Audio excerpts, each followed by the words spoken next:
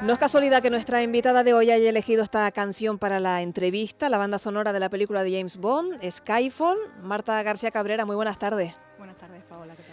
Bueno, Marta, acércate un poquito al micrófono. Es doctora en Historia por universidades de Las Palmas de Gran Canaria, de La Laguna, de Madeira y Azores, y docente en la Facultad de Geografía e Historia de la Universidad de Las Palmas de Gran Canaria. Aunque pueda hacerme una idea, Marta, cuéntanos por qué has elegido esta canción para empezar la entrevista. Bueno, yo creo que no hay mejor forma de describir lo que investigo que con esta canción. Primero por Adele, porque es lo que representa Reino Unido, y sobre todo también porque James Bond un poco es el estereotipo, ¿no?, de lo que yo investigo, que es el espionaje, ¿no?, en toda regla, y además esta es mi película favorita en particular. ¿Y cómo acabas, Marta, dedicándote al estudio de la historia y concretamente de la Segunda Guerra Mundial y, como noticias, al espionaje, la propaganda? Pues mira, es una historia que realmente, bueno, no me iba a dedicar a ello. Mi intención originariamente era estudiar periodismo, medios audiovisuales. Por otros derroteros tuve que quedarme en la isla y decidir otra de mis grandes pasiones, que era la historia, y sobre todo intenté siempre combinarla con esa pasión, ¿no?, por los medios de comunicación. Empiezo siempre a leer desde muy pequeña y me enamoro del mundo de la historia contemporánea y en particular de la historia de la Segunda Guerra Mundial a través de varias novelas, y a partir de ahí empieza un mundo fascinante por un lado de hobbies y por otro lado de profesión, ¿no? Y como seguidora de películas de James Bond, una vez te pones a estudiar, e investigar las redes de espionaje, etcétera, ¿cómo ves las películas? ¿Se acercan a la realidad? Bueno, la verdad que a veces es un poco problemático porque ya sabes el final, por tanto tú misma te haces spoiler, pero por otra parte a veces estás un poco crítica, ¿no? Pero sí, en cierto aspecto muchas de ellas reflejan un poco las dinámicas, ¿no?, de contrainteligencia, de inteligencia, de espionaje, incluso hoy en día de la inteligencia digital. Evidentemente, salvando las distancias, porque no podemos pensar que todos los espías que actuaron en la Segunda Guerra Mundial eran todos como James Bond. Yo siempre lo digo, ¿no? Ya nos todos, gustaría, ¿no? ya nos gustaría que todos fueran igual de guapos, igual de guapas, o que tuvieran un coche esperando en cada puerto, pero evidentemente no era así, ¿no? Pero bueno, hay muchas ideas que sí pueden permitirnos acceder, ¿no?, a estas historias del pasado. Bueno, procedes de Telde, en Gran Canaria. Tu familia ha sido un pilar importante en tu vida y en tu formación como historiadora, investigadora. ¿Cómo te han apoyado tus padres en tu carrera? Porque han sido un pilar importante, ¿no? Bueno, mis padres, tanto mi madre como mi padre, son mi piedra angular, ¿no? Mi fuente de inspiración siempre lo ha sido. Mi madre era una apasionada de la historia también. Mi padre siempre ha sido un seguidor de todo lo que es el mundo del trabajo y de la tenacidad. Y siempre hemos formado el mejor de los equipos los tres. Siempre han estado apoyándome. Todo lo que era para la familia era para intentar incentivar mi futuro, mi educación. Y así empezó desde pequeña, ayudándome a que yo eligiera con libertad lo que quería estudiar, da igual la nota que requiriera y da igual el prestigio que tuviera la carrera. Así me apoyaron en cualquier decisión y siguen haciéndolo. Mi madre, que es también escritora y pintora, acompaña todos mis viajes e incluso en la actualidad, en la que yo pues soy adulta ya, acompaña todas mis investigaciones y me acompaña a los archivos, se sienta a mi lado. ¿Ah, sí? Y saca cajas de investigación como si fuera una investigadora. De hecho, yo digo que parte de mi tesis es suya, o sea que tenemos otra historiadora en casa también. Qué maravilla, ¿no? Sí. Esa pasión, la verdad. Bueno, tú también has estado marcada por los viajes, ¿no? Tu vida ha estado marcada por los viajes, por placer, pero también por estudios, por trabajo. Has realizado varias estancias, de hecho, en Londres, en Washington DC, en Berlín, lugares muy dispares. ¿Qué te han enseñado estos viajes? Bueno, desde muy pequeña, mis padres, por ejemplo, me han enseñado el placer por el viaje, y sobre todo a raíz de ahí empiezo a descubrir el amor por las culturas, por la historia, ¿no? Entonces, en los viajes desde muy pequeña me acerco a estos episodios históricos, y después en mi profesión, evidentemente, una de mis fuentes principales para poder acceder a la historia es los archivos, ¿no? Son toda la documentación archivística. Y a raíz de ahí, pues empiezo a hacer estas estancias que las elijo pues, deliberadamente donde están los principales archivos que me van a dar las fuentes pues, para el contexto histórico de la Segunda Guerra Mundial. Londres, pues evidentemente por una de las grandes potencias implicadas en la guerra, Alemania, en este caso Berlín, Washington DC, también he estado en Francia, y todos estos lugares, más allá de la documentación archivística que ha pues fundamentado que yo pueda hacer una tesis doctoral o que actualmente pueda seguir mis investigaciones, también me han permitido conocer pues nuevas formas de pensar, nuevas formas de investigar, nuevas formas de comer, nuevas formas de relacionarse, y evidentemente forma parte de mi vida, no solo los viajes por ocio, sino los viajes por trabajo. Y además también en el mundo de la investigación, más allá que de sentarte a investigar y de leer unos documentos en un archivo, es esencial el rodearte de buenos equipos interdisciplinares, de diferentes academias, de diferentes mundos académicos y diferentes universidades, ¿no? Y estas estancias, pues evidentemente te ofrecen pues, abrir todo un mundo de contactos, de relaciones públicas, de relaciones de trabajo que actualmente sigo conservando y que garantizan que hoy en día pues podamos hacer equipos internacionales de trabajo, que al final es lo que garantiza que tengas una investigación de calidad. ¿Algún lugar que te haya marcado de que siempre quieras volver? Bueno, Londres siempre es mi ciudad. Ajá. Londres siempre es mi ciudad. Siempre, bueno, yo estudié el máster de especialización de Historia Contemporánea en Medios de Comunicación y Propaganda, lo estudié en Canterbury, que está a una horita y poco en tren de Londres. Por tanto, estuve viviendo más de 1 año y medio en Canterbury y en Londres, y por tanto el amor que tengo por esta ciudad es más que evidente. Un amor que sigue vigente hoy en día, ¿no? Es una de mis grandes ciudades, como podría decirse. Vamos a ver si podemos escuchar la segunda canción que nos propone Marta García Cabrera, la de Billy Joel, We Didn't Start the Fire, nosotros no iniciamos el fuego. Y vamos a escucharla y enseguida nos explicas por qué.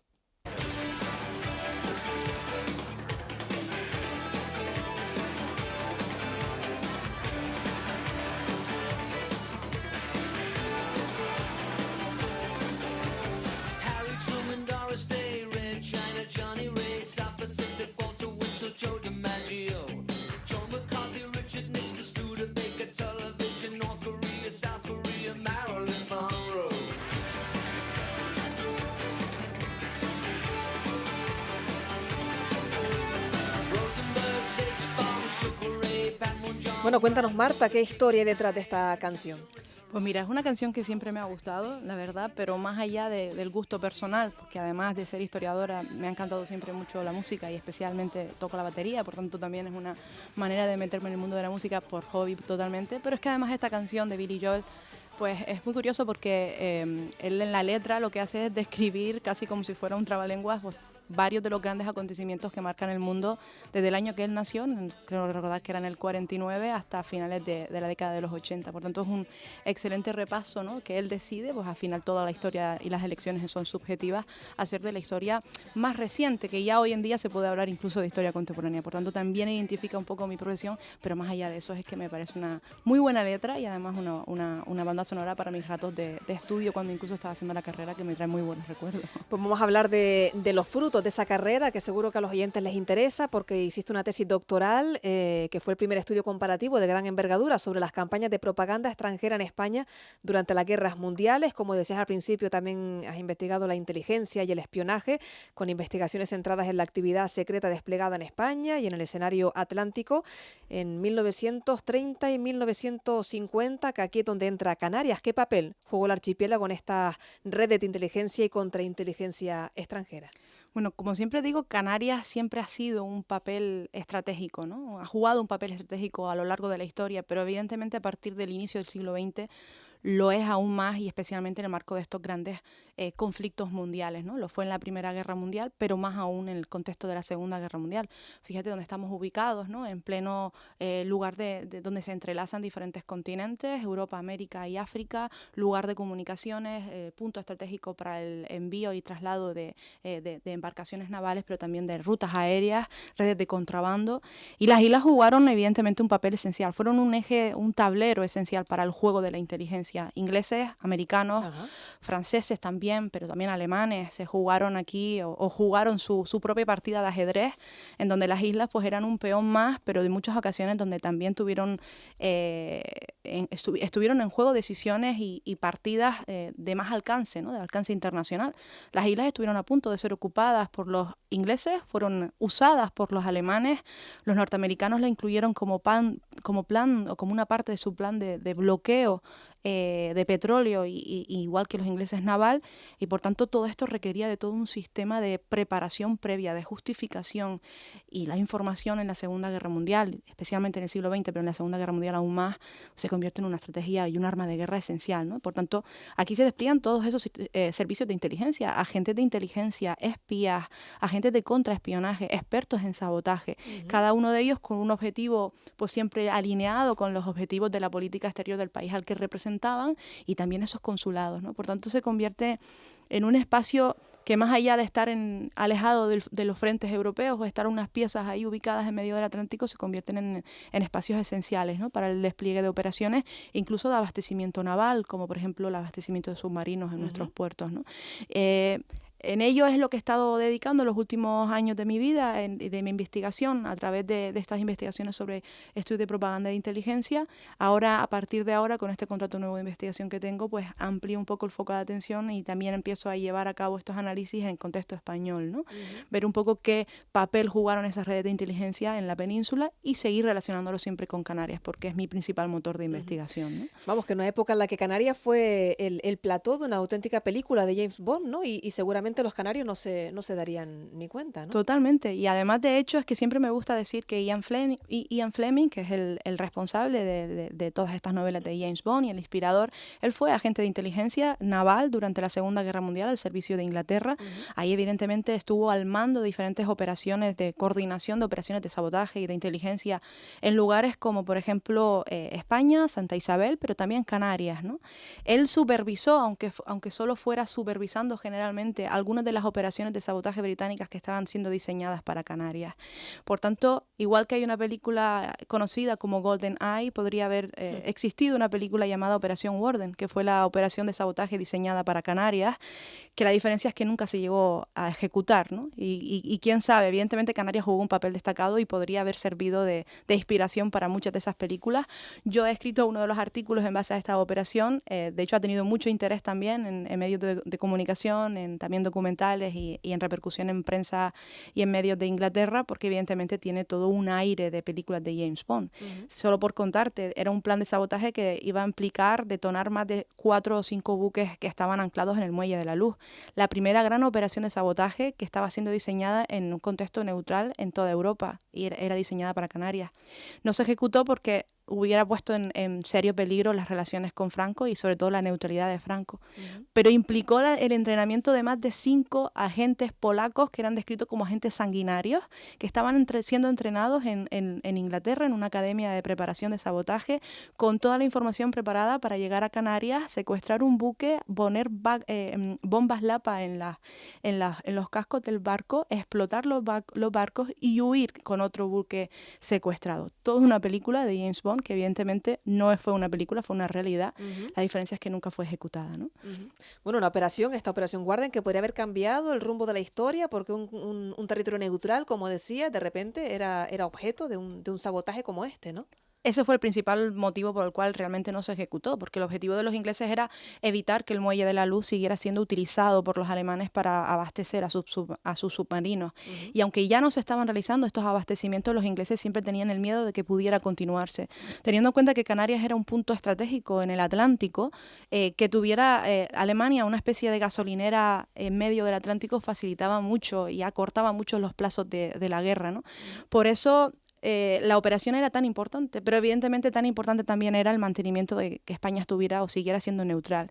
Detonar más de 5 buques en un territorio neutral hubiese sido romper con la condición de neutralidad, no respetar una condición que es totalmente legalizada, pese a que España era más bien no beligerante, hubiese significado más efectos negativos para Inglaterra si España participaba en la guerra del lado de Alemania que lo que implicaba que Alemania pudiera continuar abasteciendo a un par de buques más, ¿no? Por tanto, evidentemente no se ejecuta, pero sí hubiera significado muchísimo y hubiera implicado una de las grandes acciones en territorio neutral en Europa, ¿no? Y prácticamente en el mundo, diría yo. Bueno, pues hay prácticamente un guión ya para una próxima película que no se ha rodado, pero bueno, nunca es tarde, ¿no? Hay una industria cinematográfica incipiente en Canarias que quiere crecer, pues ahí tienen una buena historia que seguro que tendría éxito. Has impartido clases en institutos de secundaria, en centro del profesorado en Canarias. ¿Qué les cuentas? Supongo que les hablas de esas redes de espionaje. ¿Cómo se lo toman? Porque es un mundo que se desconoce todavía mucho, ¿no? Sí, bueno, he tenido la suerte de asistir como invitada a dar clases en secundaria porque tengo compañeros que están ejerciendo como docentes en secundaria y para mí siempre es un reto, ¿no? Siempre digo que es más complicado que dar las clases en la universidad porque muchas veces los alumnos pues evidentemente te hacen preguntas que te hacen incluso reflexionar a ti misma, ¿no? Pero en muchas ocasiones lo que tienes que hacer es acercar la historia, una historia que en muchas ocasiones los investigadores pues la hacemos con palabras muy técnicas, acercarlas a un mundo más terrenal, ¿no? Un mundo con un vocablo que ellos entiendan, Pero lo más satisfactorio de todo es ver la reacción de ellos, ¿no? Ver que, como dices tú, pues asimilan cosas que tú dices con películas, con series que han visto.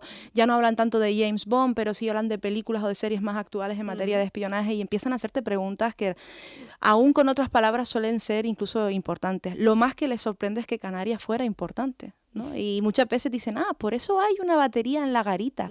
Y a partir de ahí empiezas a darte cuenta de que estas charlas que uno hace pues con algún tipo de ayuda a un compañero se convierten realmente necesarias, sobre todo para que conozcan nuestras islas, que vean que somos más allá, algo más allá de un territorio de sol y playa o de turismo, que fuimos importantes, que lo seguimos siendo a nivel geoestratégico, y que también nuestro patrimonio hay que cuidarlo, un patrimonio que está ahí vivo y que en muchas ocasiones está siendo destruido por el paso del tiempo, incluso por la acción humana, un patrimonio militar que está en nuestras costas y que evidentemente es testigo, ¿no?, de todo esto que yo estoy contando y que yo estoy investigando junto a otros grandes investigadores de la Universidad de Las Palmas como el experto Juan José Díaz Benítez, ¿no?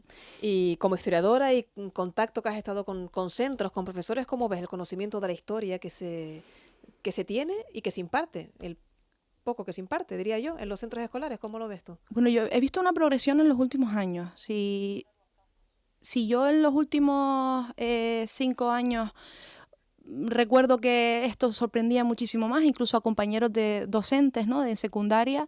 Hoy en día, cuando voy, empiezo a ver que los profesores ya están más acostumbrados a este tipo de historias. También yo creo que porque nosotros estamos también haciendo un intento de divulgar todas estas noticias, de que vaya más allá, ¿no?, de lo que es el paper académico y que llegue a la población a través de conferencias, a través de cursos, a través de revistas, ¿no?, como la revista de episodios insulares, a través de cuestiones que evidentemente hagan que la población, incluso docentes de secundarias que no tienen por qué estar constantemente al día de todo lo que se investiga, pues estén un poco más actualizados. Pero evidentemente sí, hay todavía en algunos sectores un cierto desconocimiento.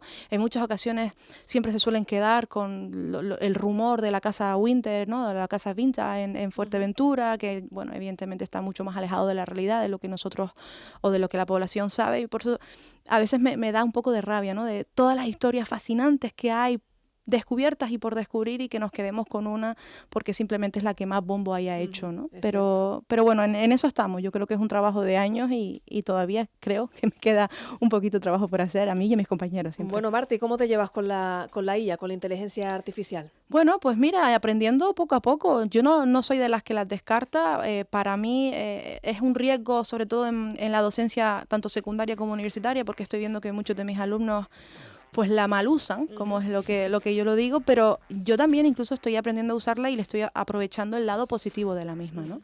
En nuestro caso, por ejemplo, investigadores, yo me estoy dando cuenta del potencial que tiene para la hora de transcribir documentación mecanografiada.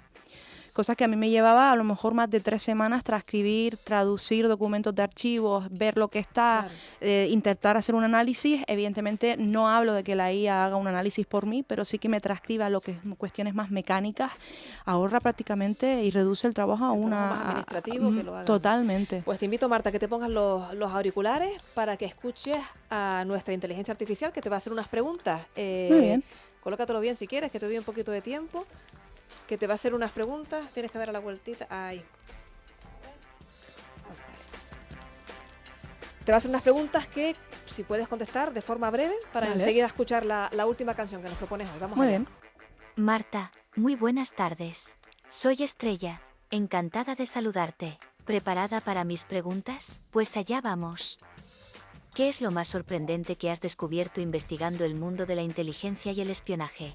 ¿Alguna vez has pensado, esto parece una película?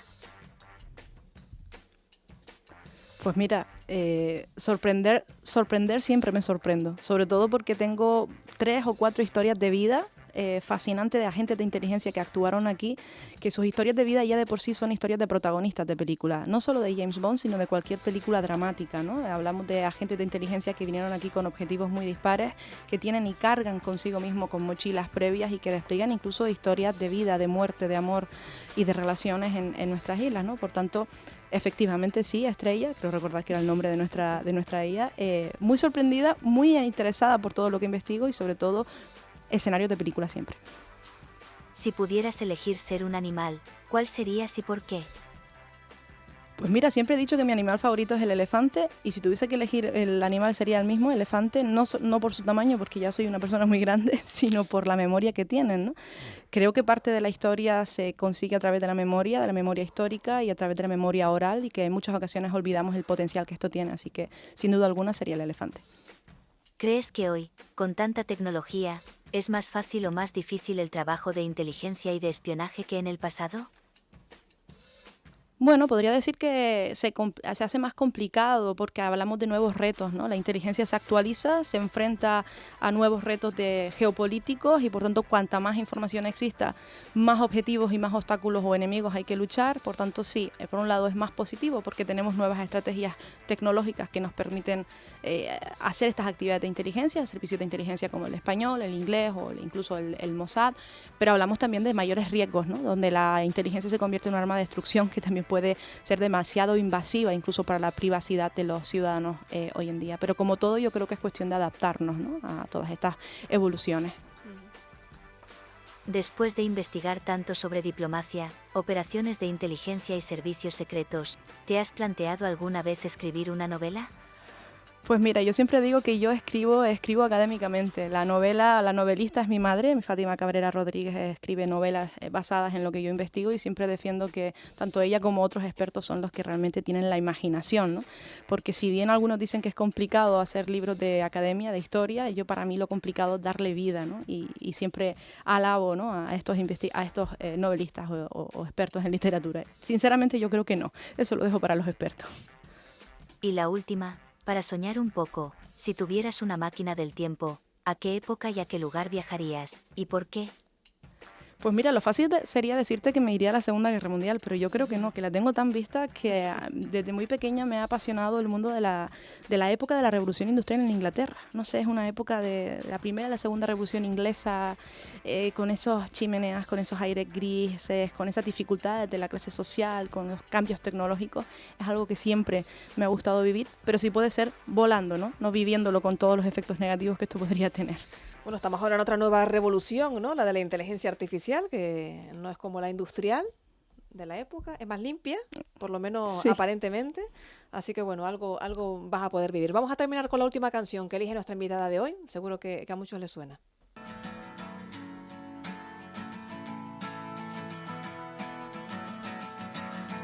Today is gonna be the day that they're gonna throw it back to you.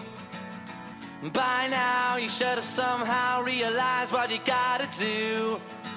I don't believe that anybody feels the way I do about you now.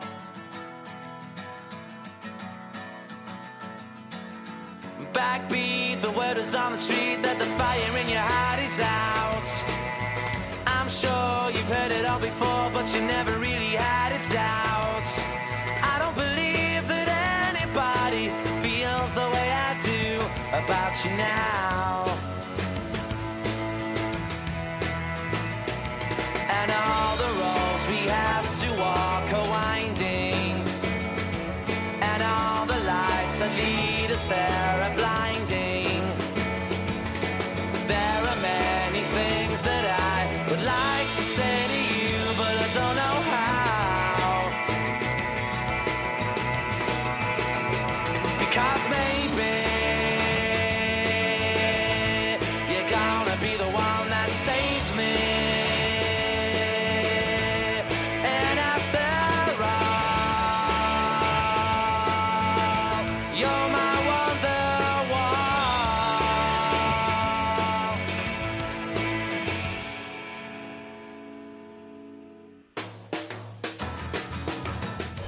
Bueno, Wonderwall de Oasis, es un clásico de los 90. ¿Qué te transmite esta canción, Marta? ¿Por qué la elegiste? Pues mira, es verdad que yo era muy pequeña cuando esta canción empezó pues a tener mucho más éxito, pero es verdad que es un grupo musical que ha marcado toda una década de los 90, que es la década en la que yo nací y me crié y crecí, pero además es una canción que ha marcado pues varias épocas personales de mi vida, que me ha acompañado pues en momentos en los que empecé a interesarme por la música, por el rock, por la batería, en momentos en los que tuve tuve que salir de mi isla, estar viviendo en Inglaterra sola, en la que también me dedicaba y me refugiaba mucho en la música. Esta canción siempre estaba en Camden Town, cuando la tocaban grupos callejeros, siempre me traía muy buenos recuerdos. E incluso en los últimos años he vuelto a retomar, un poco por el desgaste que no me genera, no me gusta mucho la música que oigo en la radio actual. En la actualidad estoy volviendo un poco a esos clásicos como este que nunca falla, ¿no? Y además creo que la letra, si bien no me identifica completamente, es muy bonita, ¿no? Habla de una persona que siempre te va a salvar, que es tu refugio, ¿no? Bueno, pues una canción estupenda, ideal para terminar la entrevista. Marta, muchísimas gracias, que te he entrevistado muchas veces para el programa de Historia de Canarias, de la Radio Canaria, y esta vez pues conocerte un poco más, conocer tu lado más humano. Ha sido un placer, como siempre, Marta. Gracias a ti, Paola, el placer es mío.